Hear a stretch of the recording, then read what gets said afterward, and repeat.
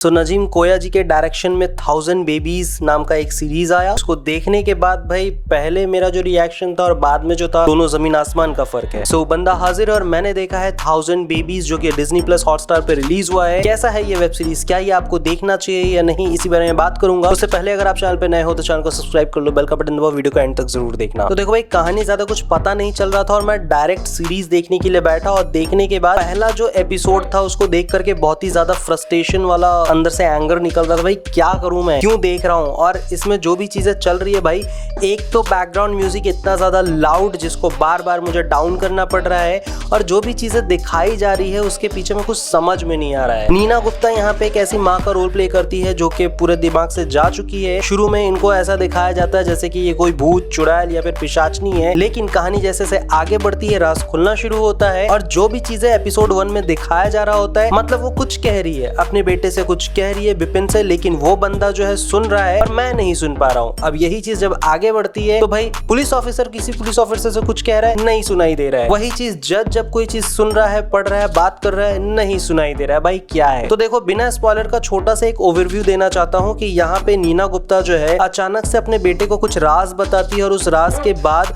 उसका बेटा जो है उसको जान से मारने की कोशिश करता है और आखिर में वो मर भी जाती है। लेकिन मरने से पहले हॉस्पिटल में वो एक लॉयर और एक पुलिस इंस्पेक्टर की मांग करती है और दोनों को एक एक लेटर देती है। अब उस लेटर के अंदर में उनका एक कन्फेशन है और वो कन्फेशन क्या है, क्यों है और किस तरह से उसको जो है आगे ले जाने वाला है कहानी, यही चीज को देखने के लिए आपको पूरा का पूरा वेब सीरीज देखना होगा। देखो ऑनेस्टली बता रहा हूँ, शुरुआत में मुझे बहुत ज्यादा गुस्सा आ रहा था because of BGM, because of suspense, कि भाई थोड़ा तो बता दे, कभी भूत बता रहा है, कभी सस्पेंस दिखा रहा है, चल क्या रहा है। लेकिन जब ये सीरीज अपने चौथे एपिसोड में पहुंचती है, तीसरी या चौथे एपिसोड पे जब पहुंचती है, तब समझ में आता है कि अगर इतना नहीं छुपाया होता भाई मजा नहीं आता। और दूसरी चीज, जिस तरह से वो लोग कह रहे होते हैं कि ये जो लेटर है, ये जो कन्फेशन है, ये हमें दबा करके रखना है, ये हम किसी को बता ही नहीं सकते, अगर बता दिया तो पूरा का पूरा शहर हाहाकार मचा डालेगा, ये कैसे हो सकता है और अब हम क्या करें। इसी चीज को जो है बहुत अच्छे से छुपाया गया और सही टाइम पे बताया जाता है। कहानी जैसे जैसे धीरे धीरे आगे बढ़ती है, आगे चल करके ये कहानी एक सस्पेंस और थ्रिल में बदल जाता है। एक सीरियल किलर है और वो सीरियल किलर का जो रीजन है वो बहुत बड़ा रीजन है और वो नीना गुप्ता से जुड़ा हुआ है, 1000 बेबी से भी जुड़ा हुआ है, और ये किस तरह से आगे चल रहा है वो काफी इंटरेस्टिंग लगता है। और जहां तक मेरा मानना है, it was a clever and good step. भाई जो प्रेजेंटेशन है उसको देख करके माइंड ब्लोइंग फील होने लग जाता है और अब जो है हमें धीरे धीरे पता लगने लग गया है कि भाई ये जो लेयर है खुल रहा है और मजा आ रहा है। लेकिन अगर क्लाइमेक्स की बात की जाए तो बहुत ज्यादा स्ट्रेची लगा, लेकिन जो भी था जैसा भी था जबरदस्त था और मजा आ जाता है। परफॉर्मेंस की अगर बात की जाए तो नीना गुप्ता जी का परफॉर्मेंस मुझे सच बताऊं तो बहुत ही ज्यादा अजीब लगा। मुझे कहीं पे से भी ये मास्टरपीस नहीं लगा या फिर ऐसा नहीं लगा कि वाह क्या एक्टिंग कर रही है। मतलब पूरे दीवार पे जो डिटेलिंग लिखी हुई है, उसको लिखने के लिए जिस मार्कर के लिए वो मरी जा रही थी, वो पूरे टाइम बस स्केल से लाइन खींचने में निकाल दिया। मतलब कहीं पे भी ऐसा नहीं लग रहा होता है कि वो लिख रही है। कम से कम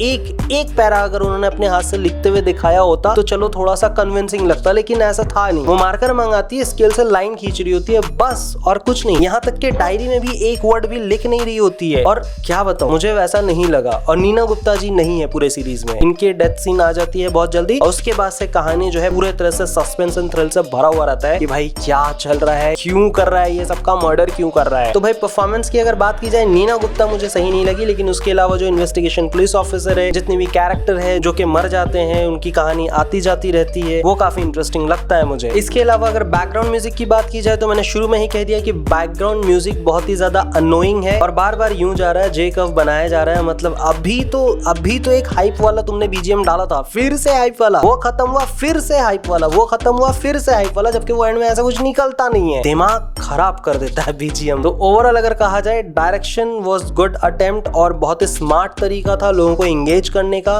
परफॉर्मेंस नीना गुप्ता जी को छोड़ करके बाकी सबका परफॉर्मेंस जबरदस्त लगता है।